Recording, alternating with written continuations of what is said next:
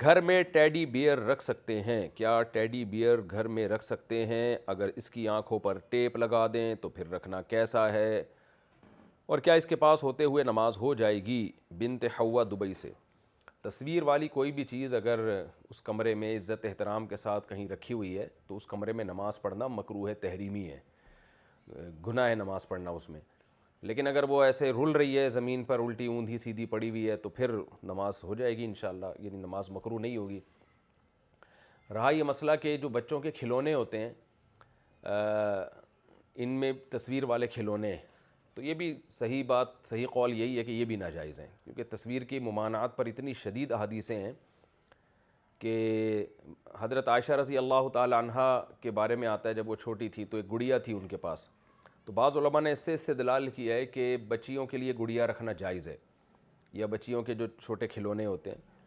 تو، لیکن جمہور جو خاص طور پہ فقہ حنفی میں جمہور علماء وہ اس کے ناجائز ہونے کے قائل ہیں، اس لیے کہ اس گڑیا کے بارے میں ہمیں معلوم نہیں ہے کہ اس کی پوری آنکھ ناک کان تھے یا نہیں تھے،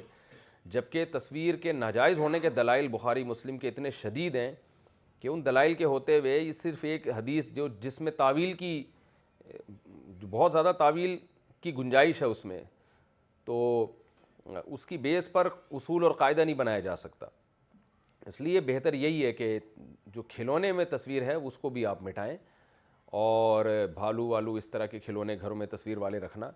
یہ بہرحال جائز نہیں ہے۔ تو اس میں صرف آنکھوں پہ ٹیپ لگانا کافی نہیں ہے، اس کی ناک اور ہونٹوں کو بھی مسح کریں، تب چہرہ بگڑتا ہے،